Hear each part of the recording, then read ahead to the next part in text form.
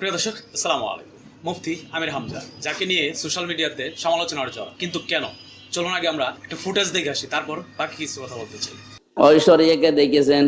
রাশমিকা মান্দানা নাম শুনেছেন? কারা কারা দেখেছেন হাত তোলেন তো। না, আপনারা আল্লাহর ওলি মানুষ, ওসব দেখবেন কেন? আপনার দেখার দরকার নেই।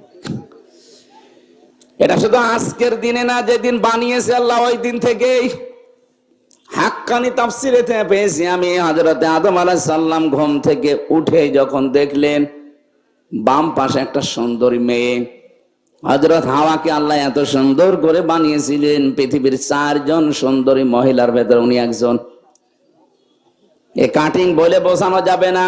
ঐশ্বরিয়াকে দেখেছেন? কারা কারা দেখেছেন হাত তোলেন তো।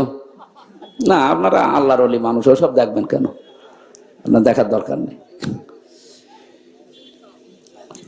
এখন সবচাইতে বিশ্বে সুন্দরের তালিকায় যাদের নাম আছে, 1 নম্বরে যে মহিলার নাম পাওয়া যাচ্ছে, আপনি ইন্টারনেট ঘাঁটবেন, 1 নম্বরে বিশ্ব সুন্দরী দুনিয়া না, 257টা রাষ্ট্রের ভেতরে চেহারার এই কাটিংটা সবচাইতে সুন্দর যার।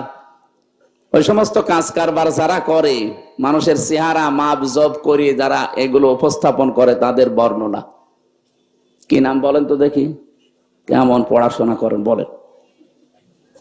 হুজুর তো আসমানে থাকে, বলতে পারবে না, আপনি তো পারবে। কি নাম বললো? পরিমন। ওটা চেহারা হইল, আমার সাথে ছিল, আমার পাশের ছেলে ছিল, আদালতে আমি বহুবার দেখা হয়েছে। না, ওইটা না। রাশমিকা মান্দানা নাম শুনেছেন? হ্যাঁ, চেহারার কাটিং এ এখন পৃথিবীতে 1 নম্বরে আছে। এই মহিলার দিকে একটু আল্লাহর নাম নিয়ে তাকাবেন, দেখেন তো কি সুন্দর করে আল্লাহ তারে বানিয়েছে। এর চাইতে তাহলে শতগুণে সুন্দরী ছিল আমাদের আদি মাতা হযরতে হাওয়া আলাইহিস সালাম। কি বানিয়েছিলেন আল্লাহ তাকে।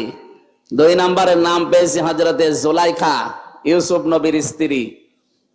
3 নম্বরে নাম পেয়েছে ইব্রাহিম নবীর বড় স্ত্রী হযরতে সাহারা রাদিয়াল্লাহু তাআলা আনহু সারা।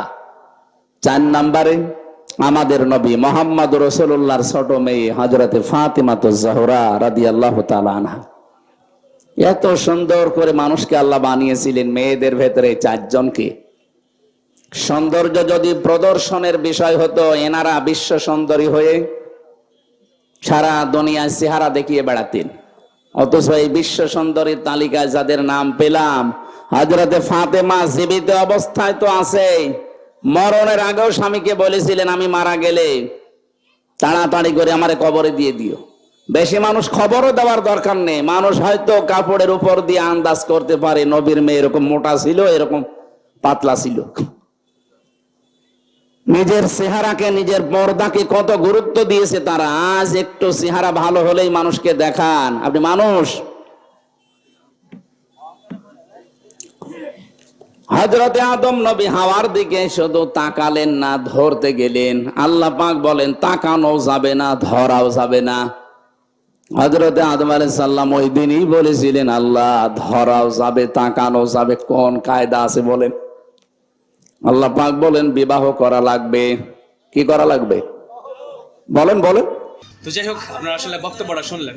এখানে উনি জাস্ট উদাহরণ দিতে এই 2 জন মানুষকে টাইনা নিয়ে আসছে এবং তাদের নামগুলা বলার চেষ্টা করছে। আসলে সৌন্দর্য মানে উপস্থাপন করার জন্য নয়, আর যদি উপস্থাপন করার হতো তাহলে আমাদের মানে সবচেয়ে বেশি সুন্দর ছিলেন হাওয়া আলাইহিস সালাম, তারপরে হচ্ছে আপনার মা ফাতেমা, এরকম কিছু মানে ব্যক্তির নাম বলেন যারা ছিল সবচেয়ে বেশি সুন্দরী, কিন্তু তাদের কোনো সুন্দর প্রদর্শন করা হয় নাই।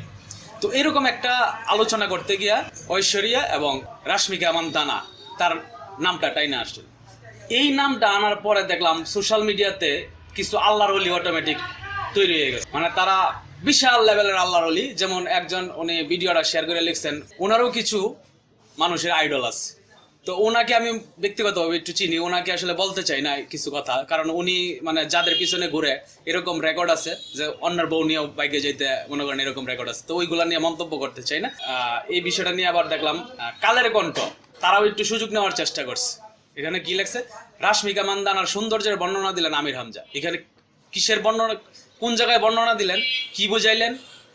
ও মানে আমির হামজা আসলে মৌলবী, মোল্লা মানুষ, তাদের বিষয় নিয়ে একটু এইসব আলোচনা করাই যায়, তাই তো? মানে এটা উনি বোঝাইতে চাইছে, এই জন্য আসলে উনি এরকম একটা নিউজ মানে লুইফা নিচ্ছে আর কি। এখন কথা হচ্ছে, আপনার সোশ্যাল মিডিয়াতে যারা ইউজ করেন, আপনারা যারা আপনার অ্যান্ড্রয়েড ফোন ইউজ করেন, সোশ্যাল মিডিয়া যারা ব্যবহার করেন, অনেকের সামনে এই ধরনের নিউজ আইসেই থাকে। অনেক গুগলে অনেক ধরনের নিউজ আসে, ফেসবুকে নিউজ আসে, এই জায়গার থেকে হয়তো উনি এই আলোচনাটা করছে এবং এই দুইটা উদাহরণ দিচ্ছে। উনি মনে করেন যে মানে ইয়া হয়ে গেছে গা, মানে তাদের ভাষ্য অনুযায়ী উনি দুনিয়ার মানে সবচেয়ে নিকৃষ্ট মানুষ হয়ে গেছে, আর তারা হইতেছে বর্তমান আল্লাহর ওলি। এই হচ্ছে বর্তমান অবস্থা। তো যাই হোক, আসলে এদের বিষয় নিয়ে এর চেয়ে বেশি কিছু বলার নাই, বাস্তবতা যেটা এটা তুলে ধরার চেষ্টা করলাম আপনাদের সামনে। ভালো থাকুন সকলে, আসসালামু আলাইকুম।